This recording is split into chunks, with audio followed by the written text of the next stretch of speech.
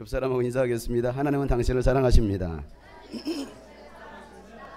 7월의 마지막 주 주일 예배에 나오신 여러분들을 주님의 이름으로 환영합니다. 또 전국과 전 세계에서 예배 영상을 통해서 예배하는 모든 분들에게도 주님의 은혜와 평강이 넘치기를 예수님의 이름으로 축복합니다. 어제부터는 교회에서 어린이 파워키즈 캠프가 시작되었습니다. 시작 전날 밤 보니까 밤새도록 선생님들이 이 파티 데코를 얼마나 예쁘게 꾸미는지 보세요. 굉장히 예쁘죠? 아주 블링블링하게 준비했습니다. 교회가 결혼식장인 것 같아요. 지금 당장이라도 결혼하실 분 계시면 빨리 예약하세요.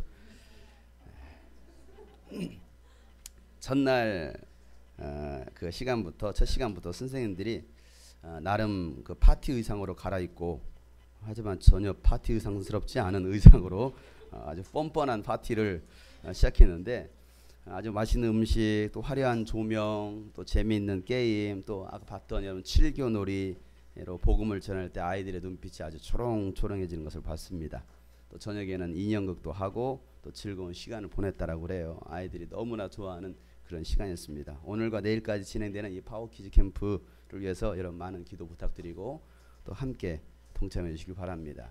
또 간식과 또 후원금으로 섬겨주신 모든 분들에게도 감사를 드립니다. 어린이가 살아야 교회가 삽니다. 어린이가 살아야 민족이 삽니다. 어린이는 예수님의 소중한 보물이에요. 또 이 자리에 함께하는 우리 어린이들을 향해 사랑의 축복의 박수 한번 쳐줄까요?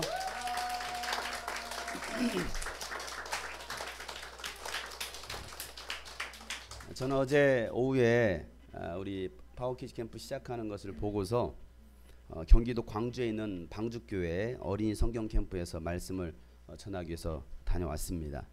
갔더니요, 산속에 있어요. 전원교회 같이 예쁘게 지어놨는데 그 주변에는 보니까 다 논이에요. 산과 그 주변에 공장이 있었습니다. 집은 별로 없었어요. 그런 곳에 교회 하나가 세워져 있었습니다. 근데 가봤더니 그곳에 어린아이들이 많이 와 있더라고요. 주일학교 교사들도 보니까 다 중고등학생들이고 청년대학생들이었어요.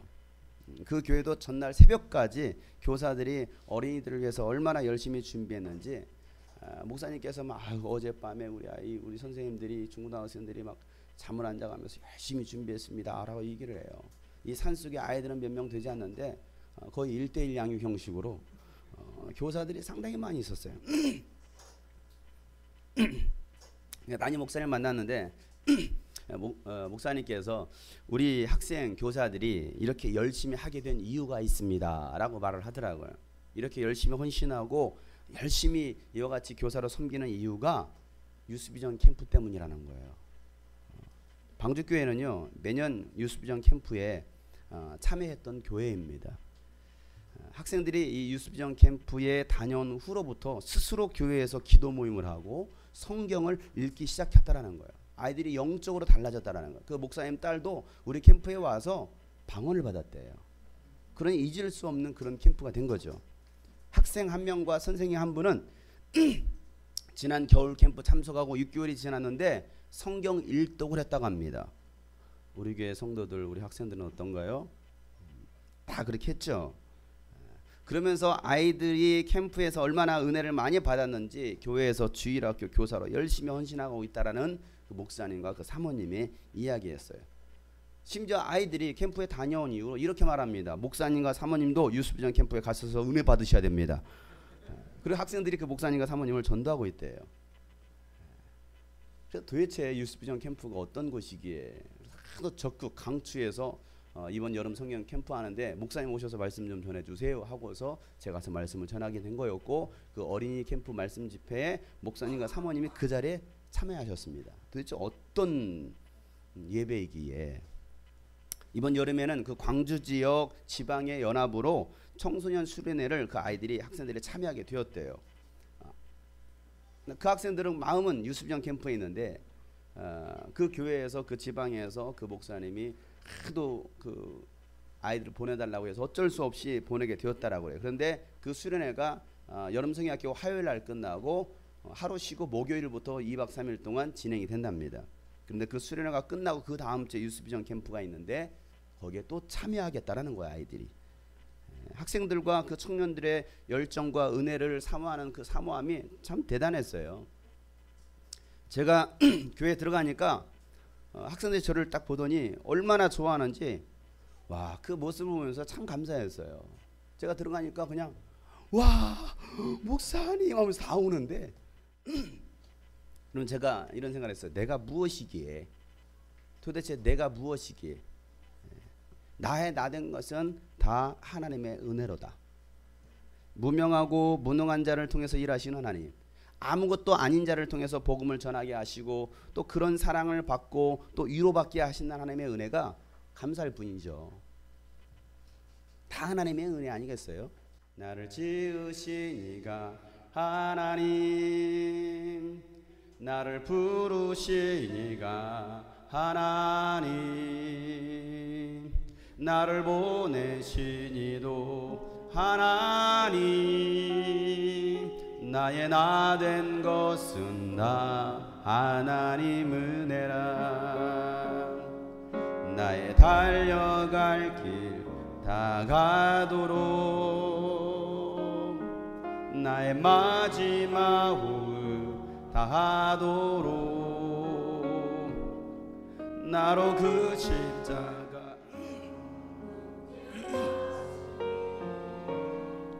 나의 나 된 것은 다 하나님 은혜라. 한량 없는 은혜, 한량 없는 은혜, 갚을 길 없는 은혜, 내 삶을 예워싸는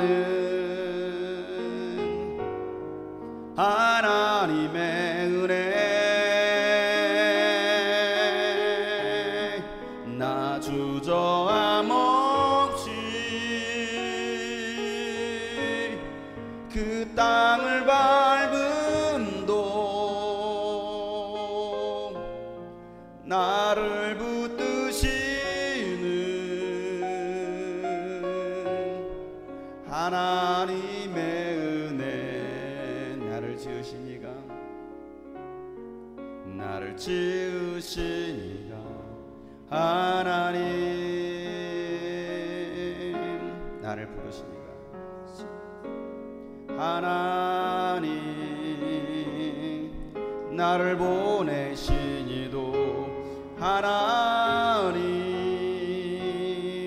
나의 나 된 것은 다 하나님 은혜라. 나의 달려갈 길, 나의 달려갈 길 다가도록,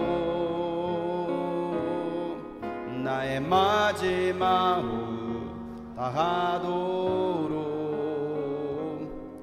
나로 그 십자가 품게 하시니,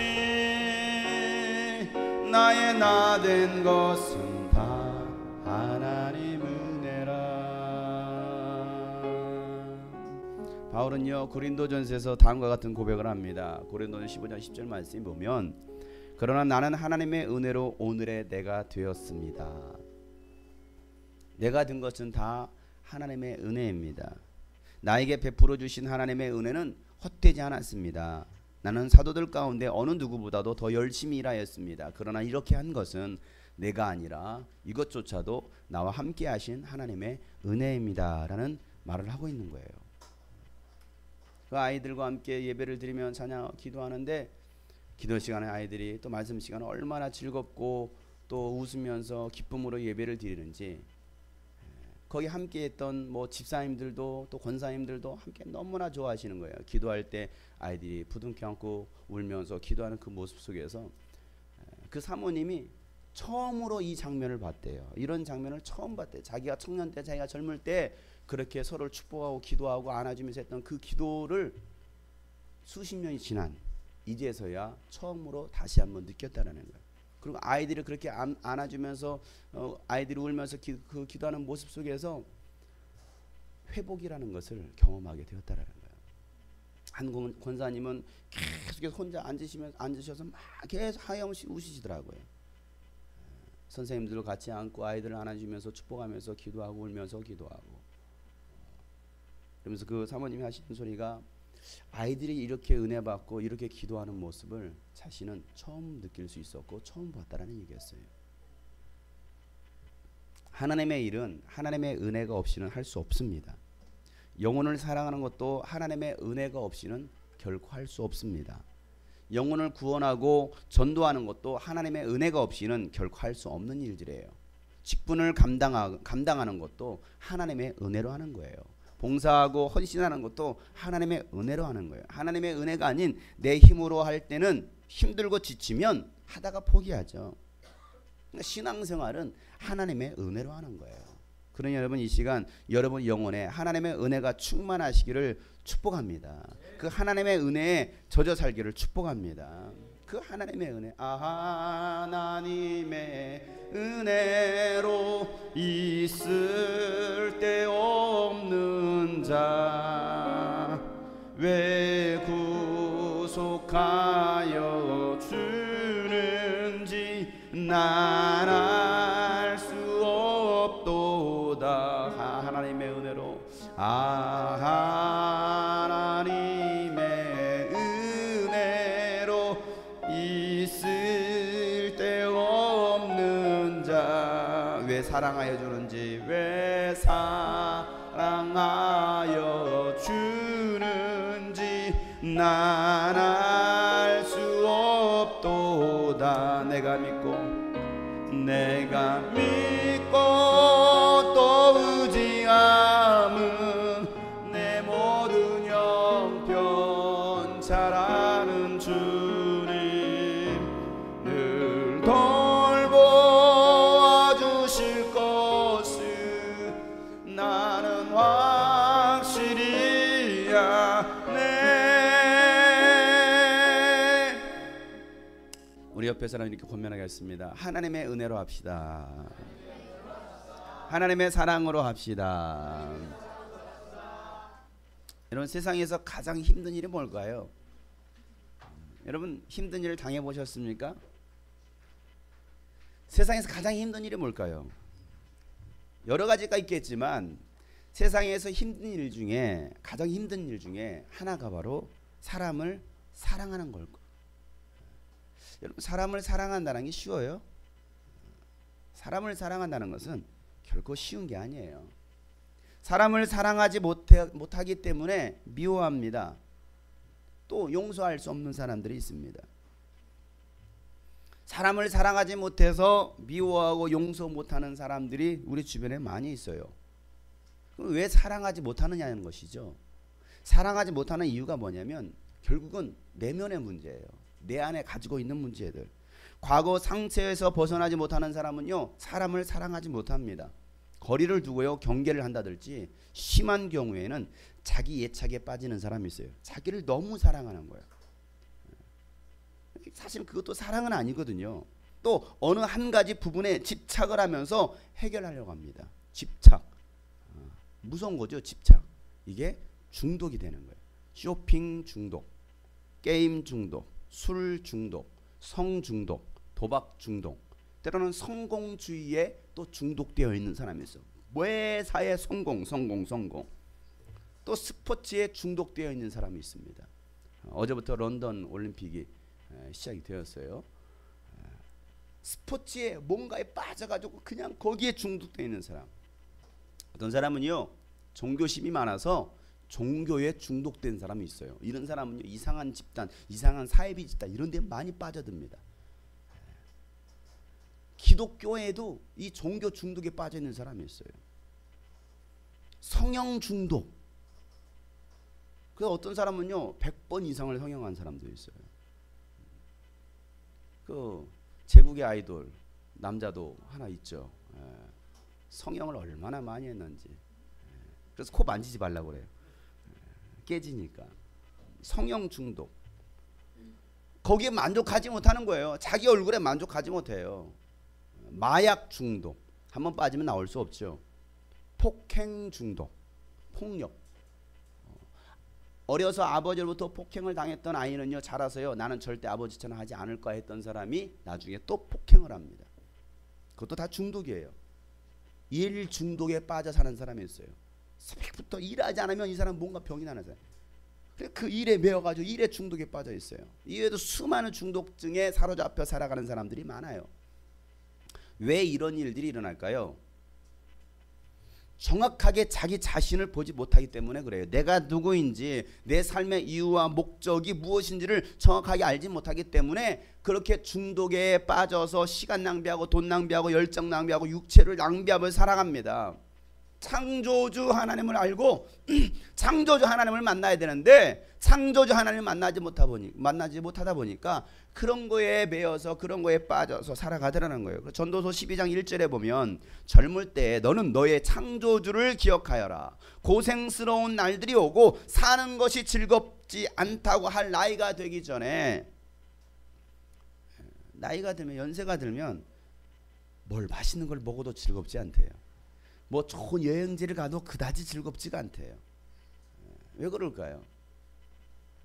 성경 말씀이 그대로. 그러니 너희가 젊을 때 너의 창조주 하나님을 뭐 하라는 거예요? 기억하라는 거예요. 옆에서 한번 물어보겠습니다. 당신은 창조주 하나님을 아십니까?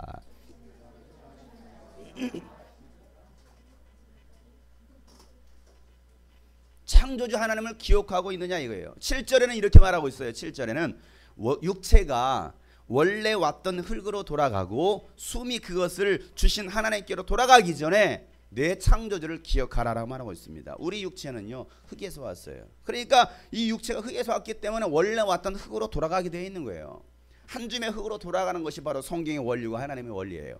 숨이 그것을 주신 하나님께로 돌아오기 전에, 아까 여러분 그 7교 복음을 통해서 본 것이 하나님께서 그 코에 생기를 불어넣으니, 숨을 불어넣으니 그때서야 사람이 사는 존재가 되었다. 영적인 존재가 되었다라는 거예요. 그 숨을 주신 하나님께로 돌아가기 전에 뭐 하라는 거예요? 내 창조주를 기억하라는 거예요. 야, 죽기 전에 너의 창조주 하나님을 기억해라. 죽기 전에 하나님 기억해야지, 그게 아니죠. 그 전에 여러분이 하나님을 만나시길 바랍니다. 그 전부터 여러분 하나님을 기억하고 하나님을 위해서 살아갈 수 있어야 된다는 사실이죠. 창조주 하나님이 어떤 분이신지 알 때 인간은 행복할 수가 있어요. 돈이 많이 있다고 행복한 것은 절대 아니죠. 넓은 집과 좋은 차를 타고 다닌다고 해서 행복한 것도 아닙니다. 또 자식이 명문대학교에 들어가고 대기업에 취업했다고 행복한 것도 아니에요. 세상에서 대단한 권력을 가졌다고 행복한 것도 아니고 세상의 모든 부귀영화를 다 가졌다고 행복과 평안이 있는 것은 아니라는 거예요. 지금 우리나라는 아주 정치권은 시끌시끌합니다. 왜 시끌시끌합니까? 뭐 때문에 시끄러워요? 12월에 있을 대선 때문에 시끄럽죠. 한 나라의 대통령이 되면 여러분 행복할까요? 5년 전 대통령에 당선되었을 때는 세상의 모든 것을 다 얻은 것처럼 기뻤을 거예요. 전광판에 대통령이 탁 쓰다, 우와, 내가 드디어 생각지도 못했던 내가 대통령이 되다니 얼마나 기뻤습니까? 모두가 축하해 줬습니다. 당선을 축하했습니다. 취임식에서 연설을 했잖아요. 나는 이제 깨끗한 정치, 깨끗한 대통령, 경제를 살리는 경제 대통령 되겠다. 부정부패가 사라지는 그런 정치하겠다라고 얼마나 가진 포부와 함께 얼마나 기뻤겠어요. 근데 임기가 끝나는 지금 대통령은 행복할까요? 하루하루 무슨 생각하면서 사실까요? 청와대에 앉으셔서 5년 전의 생각과 5년 전의 기쁨과 지금의 기쁨이 과연 동일할까요? 어제인가 인터넷에 봤더니 로또 1등에 당첨됐던 사람이 뭐 했다고 기사 났어요? 자살했다고 기사가 나서 자살했다고. 1억, 수십억, 수백억을 로또에 당첨됐는데 왜 자살하냐 이거죠. 당첨됐을 때 정말 기뻤을 거예요. 번호를 6번, 1, 5, 7, 5, 8, 5, 0, 5, 6, 5, 이제 하나만 1, 와! 얼마나 기뻤습니까? 로또 당첨 안 돼봐서 모르죠? 그 기쁨을 모르시죠? 만원권만 당첨돼. 와, 만원 됐어, 만원. 근데 몇백억. 다시 또 보고, 진짜, 와. 그런데 그렇게 기뻤을 텐데 왜 1등에 당첨되었던 사람이 자살하느냐 이거예요. 전 세계적으로 로또에 당첨되었던 사람들을 갖다 다 조사했더니 90% 이상이 로또에 당첨된 이후 나의 인생이 참 불행해졌다. 가정이 파괴되었다. 이혼하게 되었고 형제들 간에 갈라서게 되었고 때로는 그 가운데 정말 모든 인생의 파탄까지 이르는 사람들이 90% 이상이었습니다. 결코 로또도 그 인생의 역전, 행복을 주지는 못했다라는 사실이죠. 솔로몬이 아버지 다윗의 명예를 그대로 이어받았습니다. 그리고 왕이 되었습니다. 그때 마음이 어땠을까요? 생각해 보세요. 김일성이 김정일에게, 김정일이 이제 그 아들 김정은에게 정권을 맡겼습니다. 김정은은 어땠을까요? 세상 사람들이 솔로몬의 지혜를 듣기 위해서 멀리서 재물들을 가지고 솔로몬 궁으로 몰려들었습니다. 그 당시 솔로몬이 사용하는 모든 그릇은요 다 금으로 만들었어요. 다 금이에요. 물 마시는 그릇조차도 금이에요. 금으로 만드는 잔에 물을 마셨을 때 어땠을까요? 정말 좋았을까요? 정말 행복했을까요? 그 맛은 어떤 맛일까요? 솔로몬 시대에 금이 얼마나 많았는지 은은 귀금속 측에도 들어가지 못했어요. 그 정도였어요. 은은 귀금속이 아니었어요. 그냥 길가에 너부러진 게 은이에요. 주워가지도 않아요. 그냥 모든 거 다 금이에요. 모든 거 다 금으로 다 덕질을 해놨어요. 이게 황금성이죠.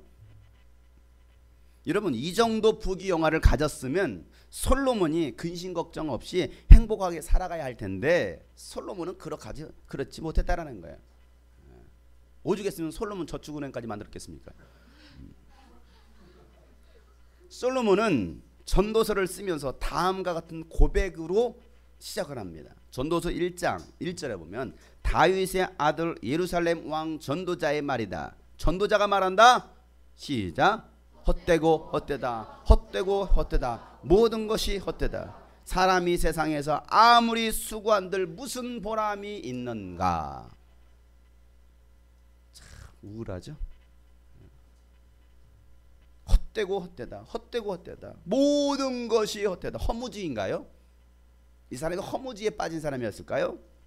사람이 세상에서 아무리 수고한들 무슨 보람이 있겠느냐는 거예요. 금은 보화가 가득하고 금잔으로 물을 마신들 밥그릇도 금이고 국그릇도 금이고 수저도 금이고 모든 것이 베개도 금이고 모든 것이 다 금인데 그 모든 금들을 얻기 위해서 그렇게 수고한들 무슨 나에게 보람이 있겠느냐는 거예요.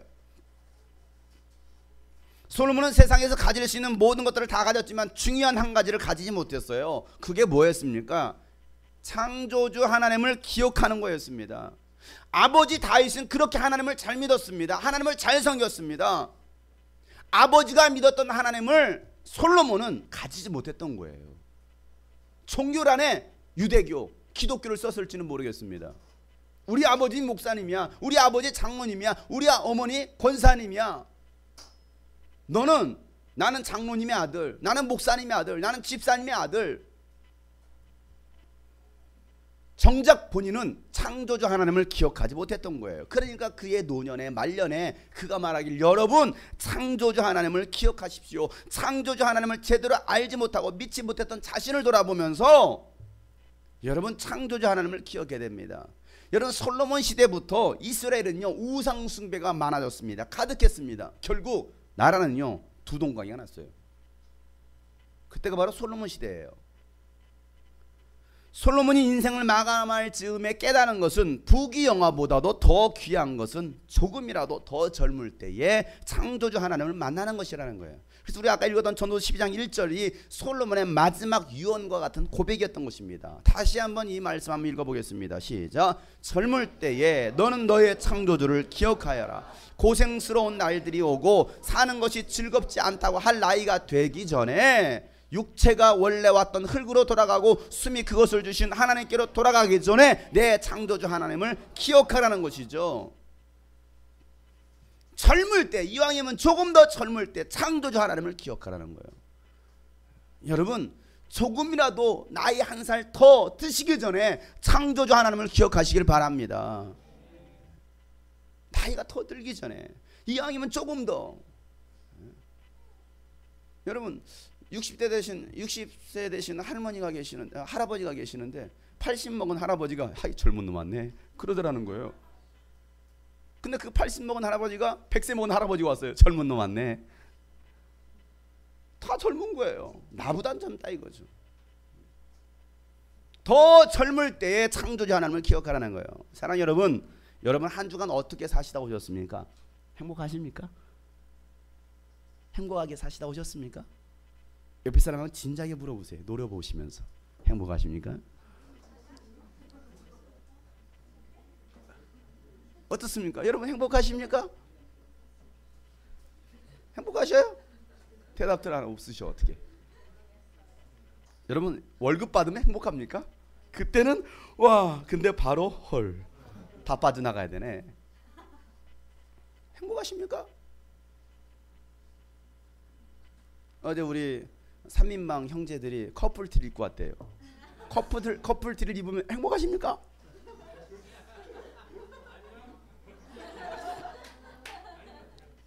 내가 이 짓을 왜 해야지? 이런 생각을 할지도 모르겠어요. 오늘 보니까 우리 이상호 형제님과 우리 추동정 형제님 커플티를 입은 것 같아요. 형제 같아요, 형제.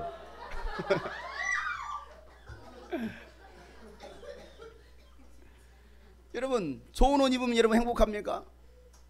맛있는 거 먹으면 여러분 행복합니까? 여러분 좋은 여행지 가면 여러분 행복할까요?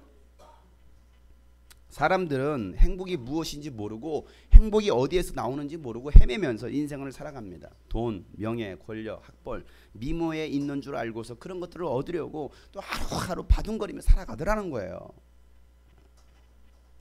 왜 그래요? 참 행복의 근원지를 모르니까 그래요.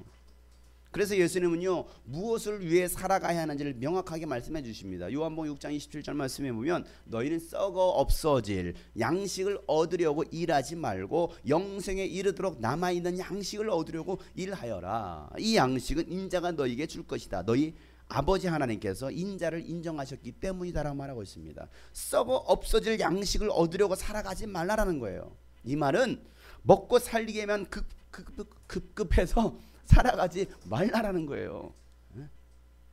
먹고 사는 것 때문에 애들 학원비 대기 위해서 아침 일찍부터 저녁까지 돈 벌러 나갑니다. 그런데 정작 애들은 학원 보내놨더니 공부를 안 합니다. 돈 낭비죠. 시간 낭비죠. 헛고생하는 거예요. 부모들이 뼈 빠지게 공부시켜서 대학교 보내놨더니 자기가 잘나서 그렇게 된 줄 착각합니다. 그리고 부모를 멸시합니다. 다 컸다 이거야. 내 맘대로 살 거야. 더 이상 이제 간섭하지 마. 그렇게 결혼까지 시켜서 결혼까지 해서 보냈더니 자기가 다 그렇게 된 줄 알아요. 자기가 다 한 줄 알아요. 죽을 고생해서 부모가 자식 키워놨으면 돌아가실 때까지 업고 다녀도 모자랄 텐데 그런 효자 효녀를 찾아보기 힘든 시대가 되었어요. 시대는 갈수록 악해지고 인간은 갈수록 타락해져 가고 있습니다. 이게 지금 우리가 살고 있는 시대예요. 그런 여기 계신 부모님들 자식들에게 너무 그렇게 투자하지 마세요. 그렇게 투자하지 않아도 클 놈들은 다 큽니다.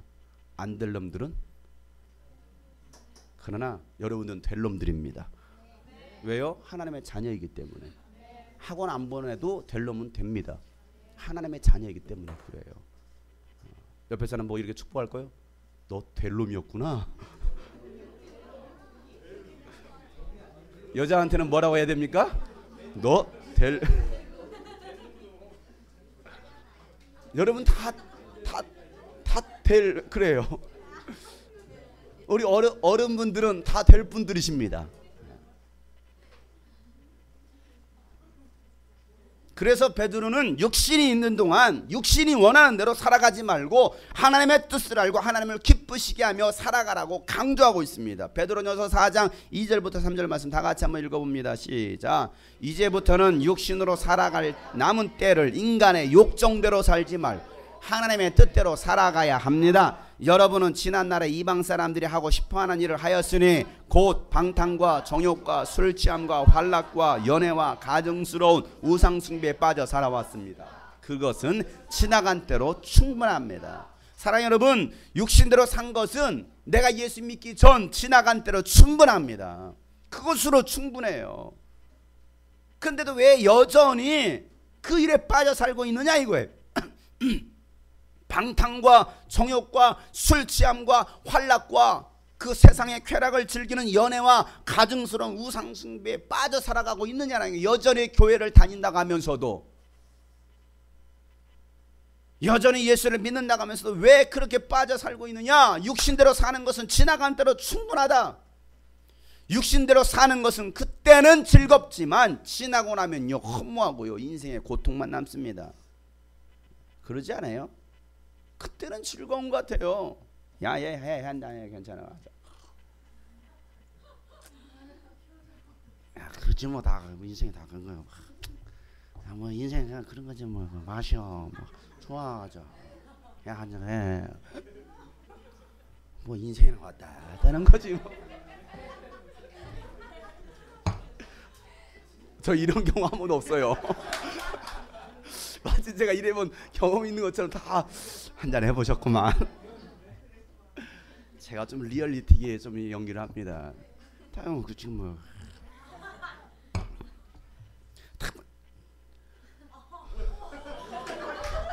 다 그런 거예요. 해보셨나요? 그때는 당장은 참 즐거운 것 같아요. 그런데 지나고 나면 허무해져요. 인생이 고통만 남아요. 그러나 하나님의 뜻대로 사는 인생은 그때도 즐겁고 지금은 더 행복합니다. 무슨 말 이해 가십니까? 그때도 즐거워요. 지금은 더 행복해요. 돈이 없어도 행복해요. 그냥 가진 거 없어도 세상 사람들처럼 다 누리고 살지 않아도 그냥 행복한 거예요. 왜? 누가 주시는 행복이니까 하나님께서 주시는 행복이기 때문에 그래요. 하나님이 주신 행복만 한번 가져보세요. 그러면요 그냥 행복한 거예요. 여러분 그 행복을 경험해 보셨습니까? 그냥 누가 때려도 핍박받아도 행복해요. 머리가 잘려도 행복해요. 참 억울한 일을 당해도 그래도 행복한데 울면서 행복한 거예요. 울면서. 그래도 하나님의 사랑이 있지, 하나님의 은혜가 있지. 한량없는 은혜, 갚을 길 없는 은혜, 내 삶을 예워 사는 하나님의 은혜. 나 주저함 없이 그 땅을 밟음도 나를 붙드시는 하나님의 은혜. 우리 성도들이 정말 그 하나님의 은혜를, 그 행복을 좀 경험해 봤으면 좋겠습니다. 누가 아무도 알아주지 않아도, 누가 나를 권면하고 위로하고 축복해 주지 않아도 그냥 하나님 한 분만으로 행복하고 하나님 한 분만으로 감사할 수 있는 사람, 아무것도 없어도 모든 것을 다 잃었어도 행복할 수 있으십니까? 어떻게 보면 스데반은요 참 불행한 사람입니다. 예수 그리스도의 복음 전하다 돌에 맞아 죽어가고 있어요. 그런데도 그의 표정은 너무나 행복했습니다. 돌에 맞아 눈알이 튀어나오고 정말 속된 말로 눈깔이 빠지고 코뼈가 부서지고 피투성이가 되는데도 그 표정은 막, 그러면서도 보좌에 앉아 계신 예수 그리스도를 바라보잖아요. 그게 뭐예요? 그게 하나님의 행복이에요. 그게 하나님의 은혜예요. 그 하나님의 행복과 은혜를 경험해 보지 못하면 교회를 다녀도 재미가 없어요. 별로 재미가 없어. 간식이나 줘야 재밌지. 먹을 거나 막 먹여야. 큰 돼지도 그래. 돼지도 먹을 거면 좋아합니다. 굉장히 좋아해요. 근데 교회에 돼지 같은 사람이 많아요. 하나님의 은혜를 모르니까 그래요. 여러분 이 시간 다시 그 하나님의 은혜를 경험하고 잃어버릴 때 그 하나님의 회복되는 시간 되시길 축복합니다. 예수님은 하나님의 아들이십니다. 하나님이셨던 예수님께서 죄인인 인간의 육신을 입고 이 땅에 오셨습니다. 얼마나 초라해졌습니까? 생각해 보세요. 초라한 거 아니에요? 왕이 한순간에 종이 된 거예요. 죄인이 된 것이죠. 초라하고 비참하지 않겠어요? 여러분이 가지고 있던 모든 재산과 모든 것을 다 잃어버렸을 때 여러분 행복할 수 있겠습니까? 과연 행복할 수 있겠느냐는 거예요. 시골에 계신 저희 아버지가 보증을 잘못 써서 재산을 다 날려버렸어요. 며칠 전 얘기입니다. 그리고 7월 30일까지 살고 있던 집도, 시골집도 빼라는 통보가 왔습니다. 아니면 매달 8월부터 50만 원씩 내고 월세로 살던지. 아니 내가 내 땅이고 내 집이었는데 다 날라갔어요. 그렇지 않으면 7월 30일까지 집을 빼지 않으면 와서 그냥 불도저로 밀어버리겠다라는 거예요. 재산 한 푼 거지지 못했습니다. 살던 집에서 쫓겨나게 되었습니다. 그것뿐만 아니라 9억이란 빚을 고스란히 저희 아버지와 자식들에게, 저에게도 9억이란 빚이 떠안겨져 왔어요. 남의 얘기가 아니에요. 제 얘기입니다. 저희 집안 얘기예요. 시골에서 돈 한 푼 만져보지 못하고 보증서 따라는 이유로 재산 잃고 빚을 떠안게 되었습니다. 행복할 수 있습니까? 기뻐할 수 있습니까? 지난 금요일에 그런 말씀을 전했잖아요. 아무리 가까운 가족이나 친척이라 할지라도 보증은 서지 말라. 이건 하나님께서 말씀하신 거예요. 잠언서 22장 26절에 이웃의 손을 잡고 사역하거나 남의 빚에 보증을 서지 말아라. 하나님께서 명령하신 거예요. 또 11장 15절 말씀에도 모르는 사람의 보증을 서면 고통을 당하지만 보증 서기를 거절하면 너는 안전할 것이다.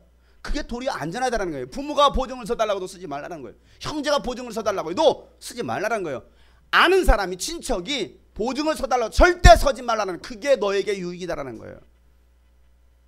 교회 내에서는 절대로 돈으로 해서는 안 됩니다. 보증 서는 일 있어서는 안 됩니다. 교회에서 개 같은 것도 해도 안 돼요.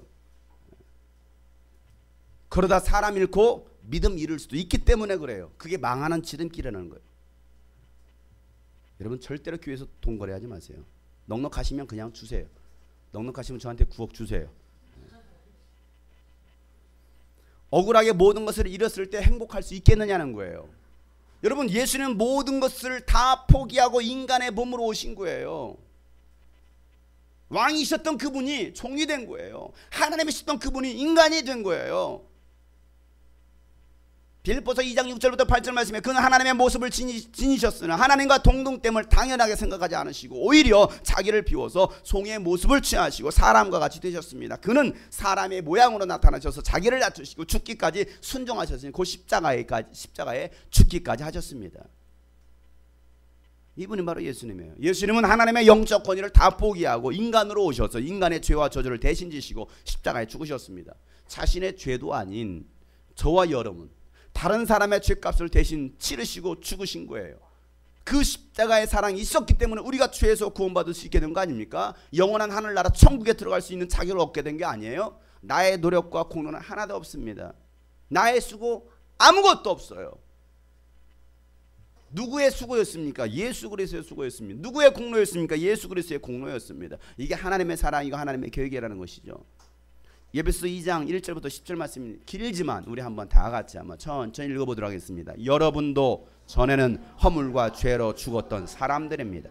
그때 여러분은 허물과 죄 가운데서 이 세상의 풍조를 따라 살고 공중의 권세를 잡은 통치자 곧 지금 불순종의 자식들 가운데서 작용하는 영을 따라 살았습니다. 우리도 모두 전에는 그들 가운데서 육신의 정욕대로 살고 나머지 사람들과 마찬가지로 날 때부터 진노의 자식이었습니다. 그러나 하나님은 자비가 넘치는 분이셔서 우리를 사랑하신 그 크신 사랑으로 말미암아 우리를 그리스도와 함께 살려주셨습니다. 여러분은 은혜로 구원을 얻었습니다. 하나님께서 그리스도 예수 안에서 우리를 그분과 함께 살리시고 하늘에 함께 앉게 하셨습니다. 그것은 하나님께서 그리스도 예수 안에서 우리에게 자비로 베풀어 주신 그 은혜가 얼마나 풍성한지를 장차 올 모든 세대에게 드러내 보이시기 위함입니다. 여러분은 믿음을 통하여 은혜로 구원을 얻었습니다. 이것은 여러분에게서 난 것이 아니요 하나님의 선물입니다. 행위에서 난 것이 아닙니다. 그러므로 아무도 자랑할 수 없습니다. 우리는 하나님의 작품입니다. 선한 일을 하게 하시려고 하나님께서 그리스도 예수 안에서 우리를 만드셨습니다. 하나님께서 이렇게 미리 준비하신 것은 우리가 선한 일을 하며 살아가게 하시려는 것입니다. 아멘. 예수 그리스도의 죽으심으로 우리는 구원받았습니다. 예수 그리스도의 부활하심으로 우리는 영원한 생명을 얻었습니다. 그 크신 은혜로 천국 갈 자격을 얻었으니 우리가 이제 살아가는 것은 나를 위한 삶이 아니라 하나님의 영광을 위하여 살아가는 것이라는 것이. 하나님의 선한 일을 하게 하시려고 우리를 새로 지으셨다라는 거예요. 다시 태어난 거예요. 하나님의 걸작품으로 다시 만들어진 거예요. 우리 옆 사람을 축복하겠습니다. 당신은 하나님의 걸작품입니다. 하나님의 선한 일을 위해서 우리를 새로 만들었다라는 거예요. 새로 만드셨다라는 거예요. 다 없애버리고 다 부셔버리고 새로운 피조물로 만드셨다라는 거예요. 하나님은 인간을 만드신 다음에 이렇게 말씀하십니다. 보시기에 심히 좋았다. 보시기에 심히 좋았다라는 거예요. 너무 좋았다라는 거예요. 내가 너를 보니 너무 행복하다. 야, 난 너 보니 너무 행복해. 하나님께서 보시기에 좋았다는데 우리가 뭐라고 우리가 사람을 평가하고 비난할 수 있겠습니까? 야, 그걸 눈이라고 달고 다니냐. 눈 좀 떠. 눈 좀 떠. 그것도 눈이냐? 하나님 보시기에 좋았대요. 비록 작지만 하나님께서 만드시고 좋았대요. 기분 좋았대요. 점 하나 찍었을 뿐인데 좋았대요. 야, 네 몸매 쩐다. 비록 내가 몸 관리를 잘못해서 이렇게 되었지만 그래도 하나님 보시기에 좋았대요. 우리는 그렇게 사람을 평가하고 그렇게 그 사람을 갖다가 이상한 눈빛으로 볼지는 모르겠지만 좋대요. 옆에 사람 보고 이렇게 위아래 훑어보시면서 참 좋습니다. 그러나 좀 몸 관리할 필요는 있겠습니다.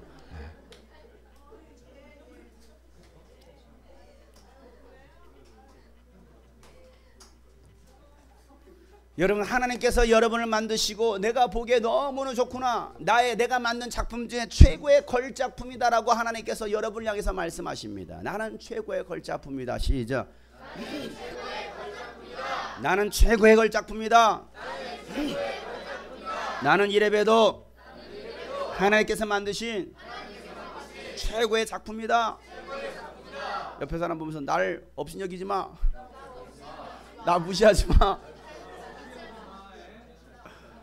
무시하지 마세요. 무시하지 마세요. 하나님께서 말씀하신 최고의 걸작품. 여러분, 심지어 가난하고 병들고 모든 것을 다 잃었어도 하나님은 우리를 보시고 넌 내게 소중하다라고 말씀하시는 거예요. 넌 나에게 너무나 소중해. 오늘 말씀의 제목이 무엇입니까? 당신은 소중합니다. 우리 옆에 사람 축복합시다. 당신은 소중합니다. 또 다른 분이랑 축복합시다. 당신은 소중합니다. 사람들은 모든 것을 잃어버리면 다 떠납니다. 손가락질합니다. 비웃습니다. 사람들은 다 무시하고 다 떠나도 하나님은 그래도 난 너 소중하다 이거예요. 아무것도 없는데요. 다 잃어버렸는데요. 그래도 난 너에게 너무 소중해.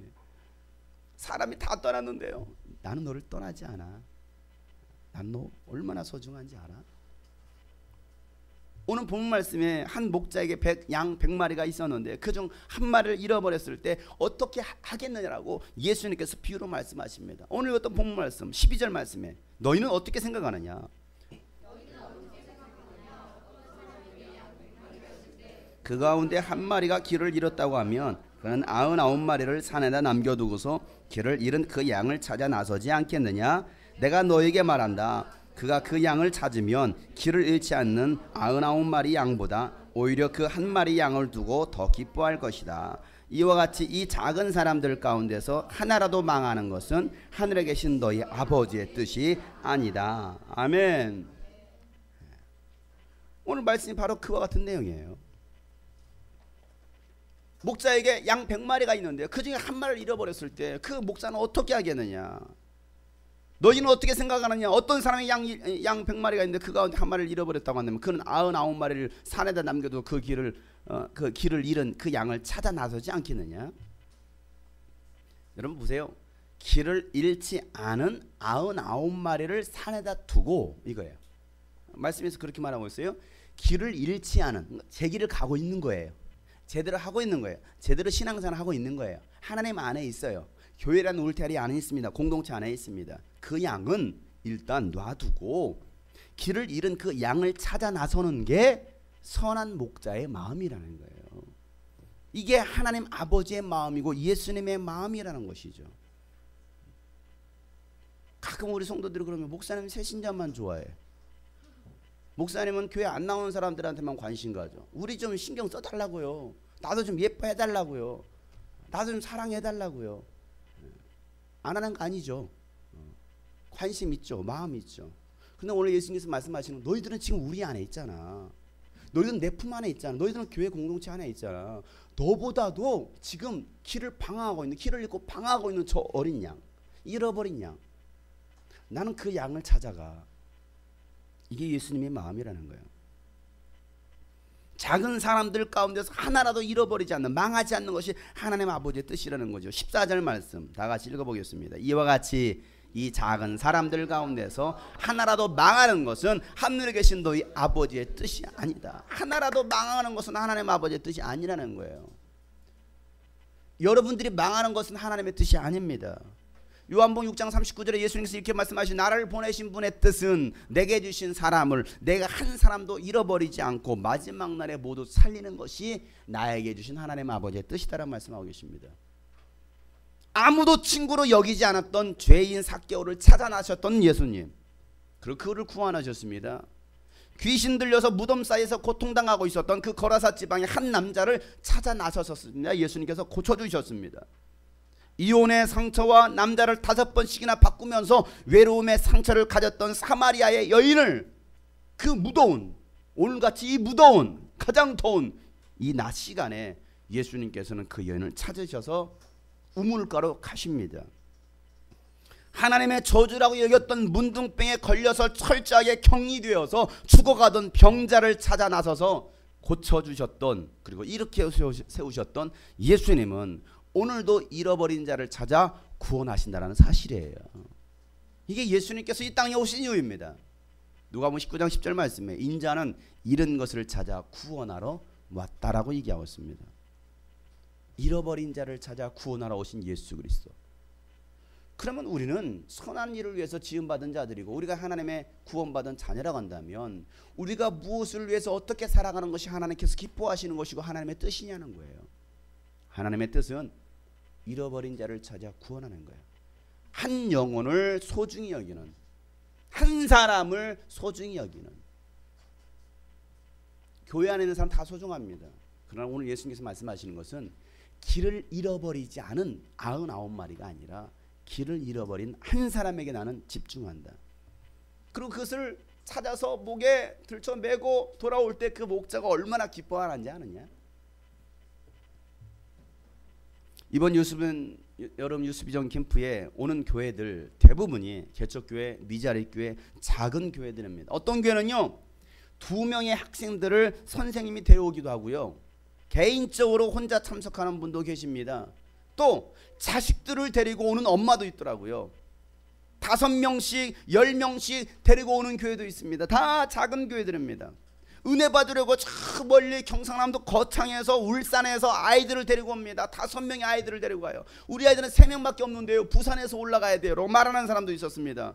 경상북도 안동에서, 전라남도 광주에서, 전주에서, 강원도, 충청도, 전국에서 학생들과 청년들 몇 명을 데리고 옵니다. 왜 그 몇 명을 데리고 유스비전 캠프에 올까요? 도대체 이게 무엇라고?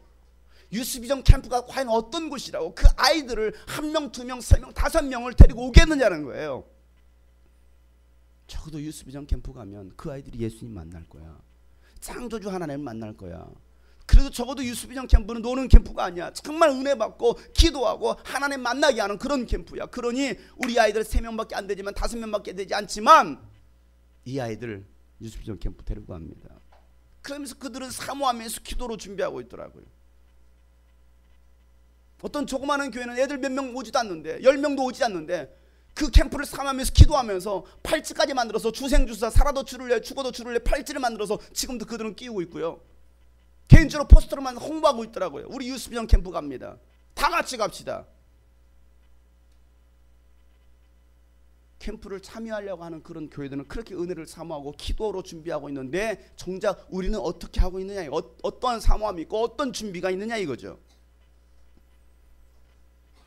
한 영혼, 한 교회가 소중합니다.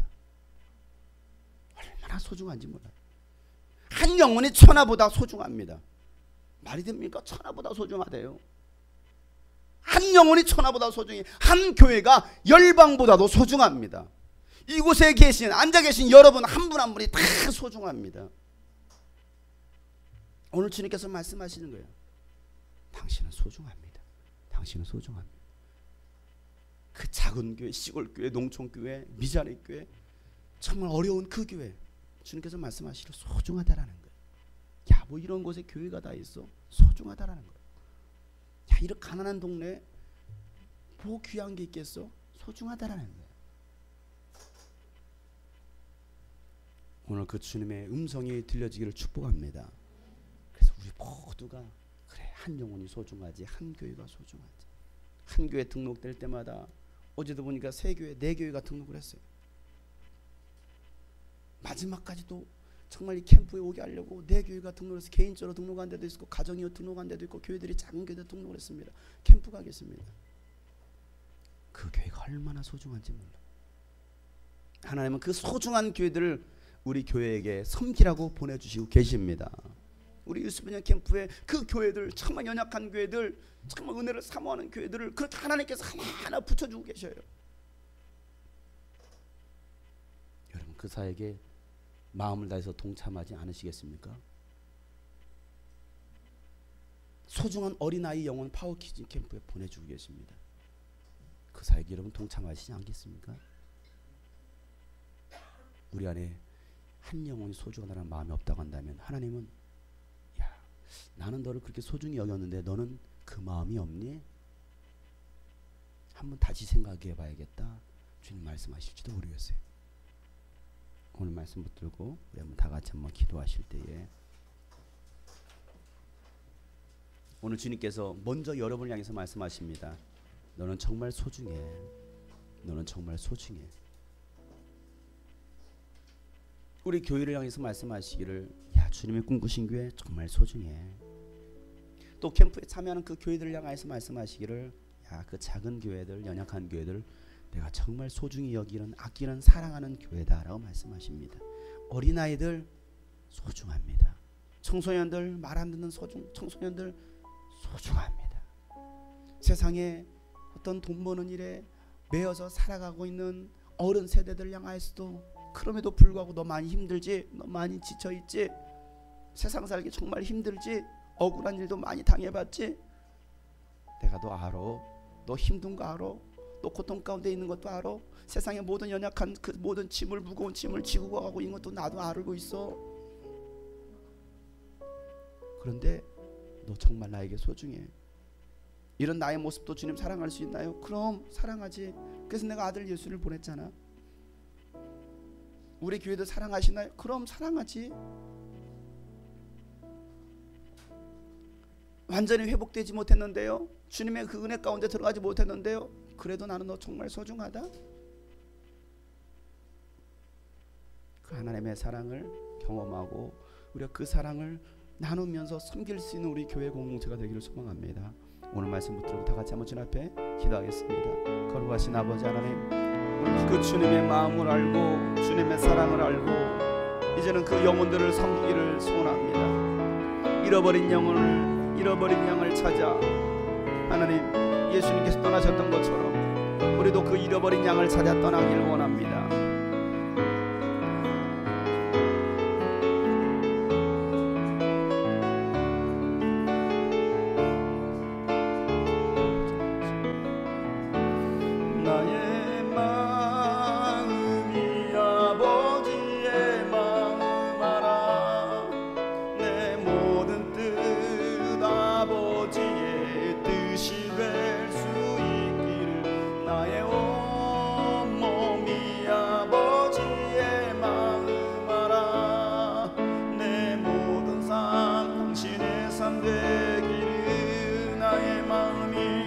나의 마음이 아버지의 마음 알아.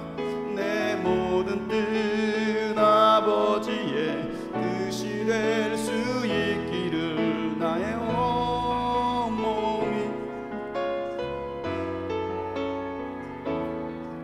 내 모든 삶 당신의 나의 마음이 아버지의 마음 알아. 내 모든 아버지의 뜻이 될 수 있기를. 나의 온몸이 아버지의 마음 알아. 내 모든 삶 당신의 삶 되기를. 여러분, 제가 다시 한번 기도할 때는 우리 옆에 지체들 한번 손을 잡아봅시다. 정말 소중한 지체들입니다. 당신은 소중합니다. 당신은 소중합니다. 예전엔 몰랐는데, 그때는 몰랐는데, 내가 주님의 사랑을 알고 나니, 주님의 그 은혜를 알고 나니 정말 당신은 소중합니다. 많이 힘드셨죠? 많이 지치셨죠? 힘내세요. 제가 위로합니다. 격려합니다. 축복합니다. 우리 한번 서로를 위해서 한번 축복하며 기도했으면 좋겠습니다. 하나님, 저희들을 붙들어 주세요. 저희들을 인도해 주세요.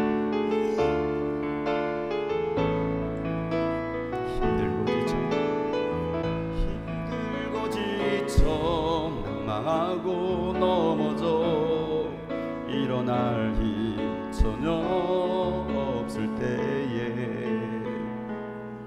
조용히 다가와 손 잡아주시며 나에게 말씀하시네. 나에게 실망하며 내 자신 연약해 고통 속에 눈물 흘릴 때에 못자국 난 그 손길 눈물 닦아주시며 나에게 말씀하시네. 너는 내 아들이라. 오늘날 내가 너를 낳도다. 너는 내 아들이라. 사랑하는 내 아들이라. 힘들고 지쳐 낭망하고 넘어져 힘들고 지쳐 낭망하고 일어날 힘 전혀 없을 때 일어날 힘 전혀 없을 때에 조용히 다가와 조용히 손잡아주시며 손잡아줘 나에게 말씀하십니다. 나에게 말씀하시네. 나에게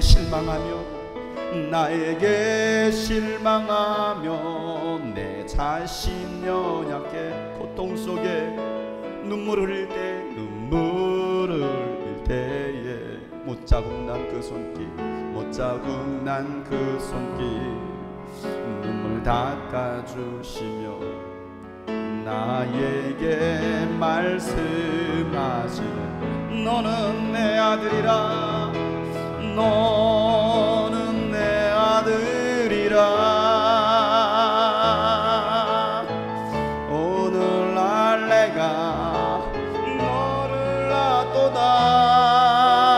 너는 내 아들이라. 나의 사랑하는 내. 우리 옆에 사람의 손을 꼭 잡읍시다. 축복합시다. 너는 내 아들이라. 너는 내 아들이라. 오늘날 내가 너를 낳았구나. 오늘날 여러분은 소중합니다. 주님 말씀하십니다. 너는 내 아들이라.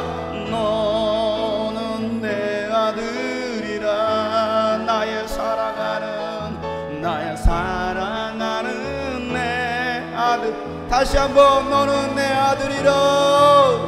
너는 내 아들이라. 오늘날 내가 너를 낳도다. 너는 내 아들이라. 나의 사랑하는 내 아들이라. 우리 우리 한번 다시 한번 기도합시다. 이 시간 기도할 때 우리 옆에 사람의 손을 꽉 잡읍시다. 우리 교회 공동체를 위해서 정말 형제자매들 우리 아픔을 다 알 수는 없지만 주님께서 말씀하십니다. 또 여러분을 향해서 말씀하십니다. 너는 내 아들이다. 너는 나의 가장 소중한 존재다라고 말씀하십니다. 그 위로를 받으며 그 하나님의 만져주심을 기대하며 다 같이 한번 축복하며 기도합시다. 하나님 아버지의 그 사랑을 우리가 경험하길 원합니다. 너는 내 아들이라. 나의 사랑하는 내 아들이라. 힘들고 지쳐 낭망하고 넘어져 일어날 힘 전혀 없을 때에 조용히 다가와 손 잡아주시며 나에게 말씀하시네.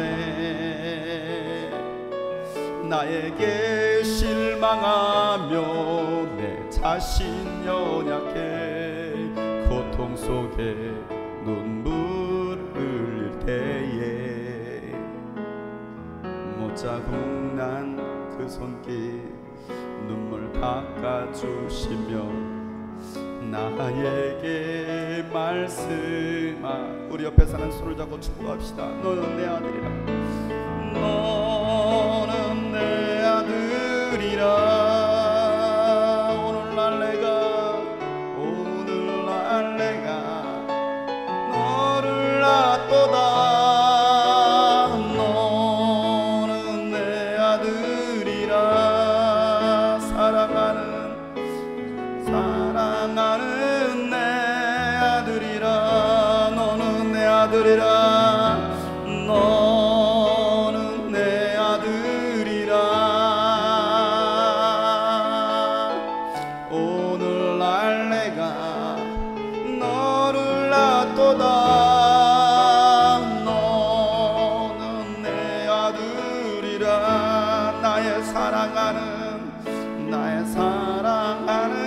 내 아들이. 나의 사랑하는